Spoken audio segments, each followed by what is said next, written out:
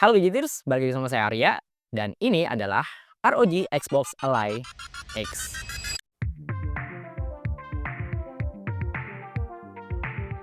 Ya, setelah Steam Deck keluar sekitar 4 tahun yang lalu, kita udah ngeliat nih macam-macam handheld PC gaming dari banyak brand. Dan semuanya rata-rata punya masalah yang kurang lebih sama ya. Pakai Windows dan ribet. Gimana nggak ribet coba? Kita kan niat beli handheld gaming itu ya tujuannya buat main game, bukan buat yang lain. Tapi pas mau dipakai buat main game, kita mesti diribetin sama update ini itu dulu. Update software lah, update BIOS lah, update launcher lah, ini itulah. Niatnya kita mau main setengah jam, 20 menit kepake cuma buat update dan update. Belum lagi kalau masuk ke mode sleep. Kadang baterainya tuh suka bocor halus ya, karena ya ada update yang diam-diam jalan di background. Nah, 4 bulan yang lalu, saya tuh nggak expect ya, ada handheld PC gaming yang punya embel-embel Xbox di dalamnya. Ngeri nih barang. Xbox yang biasa ngerjain gaming konsol, sekarang bikin versi portable atau handheldnya juga. Tapi ujungnya kok jadi agak skeptis ya. Pas saya kepoin lebih detail lagi dan ini kok kayak versi rebrandingnya si Rojali alias ROG Ally-nya Asus. Dan ya, ini tetap pakai Windows. Jadi apakah sentuhan Xbox di sini tuh beneran ngasih pengalaman main game yang mantap kayak gaming konsol atau ini cuma Windows yang pakai skin hijau doang? Yuk kita bahas. Nah, varian ROG Xbox Ally ini tuh ada dua ya, dan ini masih mirip-mirip kayak si ROG Ally generasi pertama. Yang saya pakai ini yang ROG Xbox Ally X, yang speknya tuh paling rata kanan, dan kita cuma dikasih satu varian warna doang, yaitu yang warna hitam polos kayak gini. Tapi meskipun udah keluar sekitar 4 bulan yang lalu, harganya tuh terpantau masih stabil banget ya, di 15 juta. Cuma lucunya pas saya kepoin di lapak-lapak online, kok malah banyak yang jual itu di harga di atas 15 juta. Padahal kalau kita beli di website resminya ya masih aman-aman aja gitu stoknya, bukan barang yang goib. Paling satu hal aja sih yang kurang untuk harga 15 juta, kita nggak dikasih pouch gratis. Dan jujur buat orang yang pertama kali beli handheld PC gaming kayak gini, ya kalau nggak ada pouch itu tuh nyimpennya agak susah ya, mau dimasukin tas takut kegesek-gesek. Jadi ya mau nggak mau harus beli pouch di luar sana dengan harga sekitar 200 sampai 300 ribuan. Ya, awal-awal ngelihat handheld yang satu ini, jujur aja sih bentukannya emang agak aneh. Kayak gamepad tapi ukurannya tuh yang bongsor atau raksasa gitu. Ya nggak ada estetiknya sama sekali sih. Tapi kalau ngomongin soal ergonomis, nah ini lain ceritanya. Jadi feel Xbox di sini tuh bener-bener nggak ada yang bisa ngalahinnya. Bentukan gripnya tuh memang dibikin agak gendutan, jadi persis kalau kayak kita lagi pegang gamepad atau sticknya Xbox. Dan sensasi kayak gini tuh memang nggak bisa saya dapetin di handheld PC gaming yang lain, yang rata-rata dibuat lebih datar. Nah, kalau lebih datar itu emang lebih cakep sih secara visual, cuma kalau dipakai buat main game lamaan, nah yang ini lebih nyaman. Cuma nggak bisa dibantah sih, handheld ini tuh bobotnya lumayan berat, dan saya bisa dibilang agak kurang nyaman ya kalau main game sambil rebahan. Kayak kita ngantuk dikit aja tuh muka bisa-bisa jadi korban. Ya paling nyaman sebenarnya kalau kita main game itu sambil nyender di sofa, dan kita main sekitar 45 menit sampai 1 jam, tangan juga masih oke buat megang handheldnya. Terus untuk semua portnya ini dikumpulin di atas semua ya, jadi kalau untuk urusan perkabelan insya Allah nggak bakal nyangkut-nyangkut. Untuk port USB Type-C-nya di sini dapat 2 ya, yang mana dua-duanya tuh bisa buat display out, jadi memungkinkan buat dikonekin ke 2 monitor sekaligus kalau pengen dipakai buat productivity. Bahkan salah satu port USB Type-C-nya yang udah Gen 4 ya, ini bisa dikonekin ke eksternal GPU kayak ROG SG Mobile ya, yang mana bisa ngasih performa RTX 5090. Ngeri-ngeri sedap ini, Pak. Dan sisanya standar sih, kayak di sini ada tombol volume, terus lubang X-House, port micro SD, jack audio, dan juga tombol power yang juga ngerangkap jadi sensor sidik jari. Kalau menurut keyakinan saya sih, tombol-tombol di sini cukup enak ya, nggak yang lembek tapi nggak keras banget juga. Dan ini tuh ngingetin saya sama feel-nya pas lagi pakai gamepad atau stick-nya Xbox yang emang seenak itu gitu loh. Mungkin kalian udah nyobain gamepad-nya Xbox pasti punya feel yang kurang lebih sama gitu. Selain itu, di sini juga ada tombol dedicated Xbox ya, yang memang fungsinya bisa dibilang cukup standar sih, kayak dipakai buat ngebuka game bar atau recent games doang. Karena ya core utama dari ROG Xbox Ally X ini ya balik lagi ke Asusnya gitu ya, sebagai pembuat hardware-nya ya. Makanya di sini juga disediain tombol Armoury Crate yang bakal sering kita pakai buat ngotak-ngatik performa settingannya. Tapi sebaiknya buang jauh-jauh nih, ekspektasi kalau handheld ini tuh rasanya bakal se-instant play Steam Deck. Nyalain langsung main? Bentar dulu. Core Windows-nya tuh masih kerasa banget. Bahkan bootingnya juga kayak nyalain laptop Windows. Dan di awal-awal, aplikasi Xbox-nya juga minta update yang lumayan lama. Tapi abis ritual itu kelar, kita langsung diarahin ke menu Xbox yang emang dedicated buat main game. UI-nya langsung nampilin library game ya, jadi kita nggak perlu ketemu Windows Explorer dan teman-temannya itu. Nah, menariknya, meskipun judulnya Xbox UI, game-game yang biasa kita download di toko sebelah kayak Epic, Steam, atau Ubisoft, itu tuh tetap bisa tampil di library si Xbox ini. Jadi kita nggak perlu pindah-pindah manual ya kalau pengen main game dari ekosistem atau dari launcher tertentu. Terus kalau kita mau ganti game atau close game-nya, tinggal swipe up aja ya buat nampilin recent apps yang kurang lebih kayak tampilan recent apps di HP.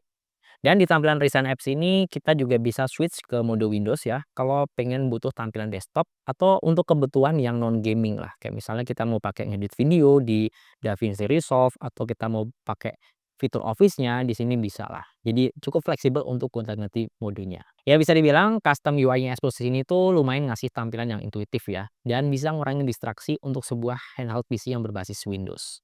Dan yang saya suka ya pas kita sleep itu tuh baterainya masih awet banget, kayak kita sleep 9 jam aja tuh dia cuma ngurang sekitar 3 sampai 5%. Dan kalau kita masuk ke gamenya tuh bisa langsung nongol gitu ya, alias nggak perlu nunggu yang terlalu lama. Ya kalau ngomongin soal OS Windows di handheld PC gaming itu ya plus minus ya. Dan salah satu nilai plusnya, Windows itu ekosistem gamenya luas banget. Kita bisa main game dari Epic, Steam, terus Ubisoft, GOG, bahkan yang ranahnya abu-abu kayak emulator itu juga bisa banget. Jadi sangat-sangat fleksibel dan juga luas. Sekelas SteamOS saja tuh kalau pengen bisa selengkap ini ya mesti dioprek dulu gitu. Cuma ya bloatware Windows itu kan banyak banget ya dan rata-rata emang nggak kepake kalau kita emang niat buat beli handheld PC gaming. Kayak OneDrive, Copilot, Microsoft Teams, buat apa gitu ya ada di handheld PC gaming. Saran saya sih mending dihapus-hapusin aja biar storage-nya juga lebih lega. Oke, langsung aja gimana nih performanya? Ini powernya cukup buas ya. Dia udah pakai AMD Ryzen Z2 Extreme. Ini salah satu chipset yang cukup racing sih untuk ukuran handheld PC zaman sekarang. Dan emang udah dioptimize ya untuk handheld yang emang notabene ngandelin baterai. Asus tahu banget kalau pakai iGPU itu bakal bikin performanya ngos-ngosan kalau RAM-nya limit. Nah, makanya di sini kita dikasih RAM yang super duper lega ya, 24 GB ya. Bahkan speed-nya juga kenceng karena udah pakai LPDDR5X dan juga clock speed-nya di 8000 MHz. Jadi ya udah nggak bakal bottleneck kalau dihajar grafis-grafis yang cukup berat. Untuk SSD-nya juga lumayan lega ya, 1 tera, speed-nya kenceng bikinan Samsung. Dan ini udah saya install macam-macam game, masih ada sisa sekitar 300 gigaan. Sebenarnya kalau kita ngelihat benchmark, yang berasa loncat itu di bagian iGPU-nya. Ini bahkan lebih OP dari iGPU yang ada di Z1 Extreme yang dulu. Speed segini udah lumayan enak ya buat ngelahap game-game AAA, bahkan pakai resolusi Full HD sekalipun. Oh ya, enaknya main di sini tuh kita bisa ngatur mau pakai TDP berapa watt. Dan tergantung tujuannya. Kayak kita mau main game yang lamaan, berjam-jam, tinggal pakein aja yang silent mode 13 watt. Ini tuh lebih hemat atau lebih irit konsumsi baterai. Kalau pengen gas sedikit, bisa kita switch ke performance yang mana ini pakai 17 watt.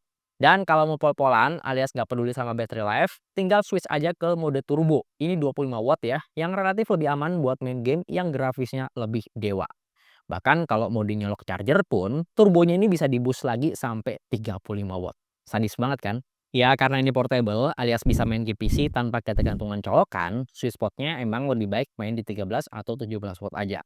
Dan biar lebih jelas, di sini saya kasih gambaran langsung pas saya pakai buat main gamenya. Kayak misalnya di sini saya main game Hogwarts Legacy.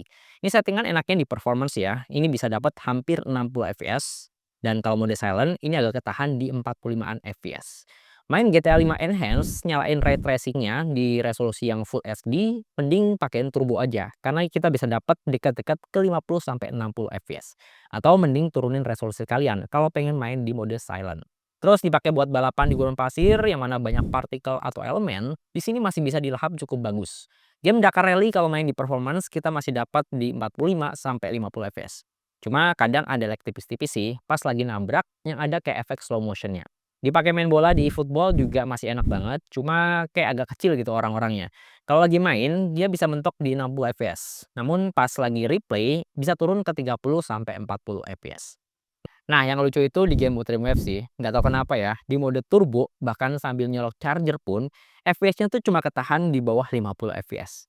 Kayaknya main di HP Android flagship masih lebih baik sih daripada di sini.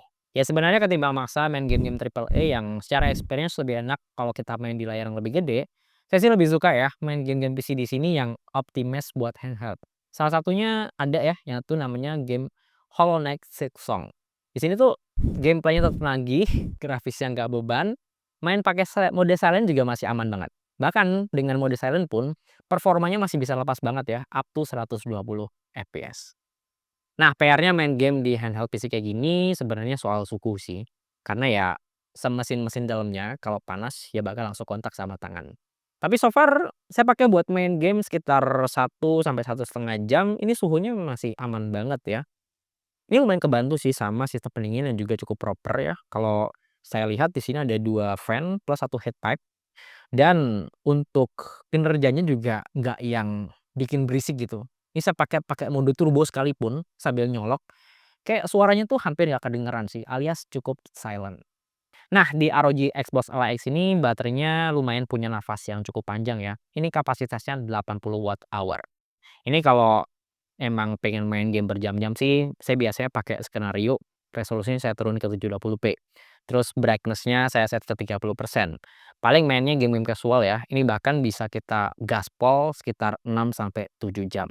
Tapi ya kalau emang pengen main game triple A dengan resolusi yang rata kanan gitu ya, kita maksimalin semua, bahkan kita pakai mode turbo, ya kurang lebih sekitar 2 sampai 2,5 jam lah, dari posisi baterai 100% sampai bener-bener lowbat. Terus untuk charger bawaannya di sini kita dapat yang 65 watt ya. Ini dipakai ngecas dari posisi lowbat sampai full tank itu kurang lebih sekitar 2 jam lebih dikit. Nah, kalaupun bosen main game di layar yang kecil kayak gini, ya udah tinggal kita colok ke monitor eksternal pakai USB Type C, ini udah rasa-rasa kayak main di konsol. Cuma dari skenario ini tuh saya nemu satu celah yang sebenarnya bisa dibenerin sama Asus ya untuk next update, yaitu di kompatibilitas gamepad. Jadi kalau di settingan itu belum kita matiin embed controllernya, kita tuh nggak bisa connect pakai gamepad eksternal buat player kedua.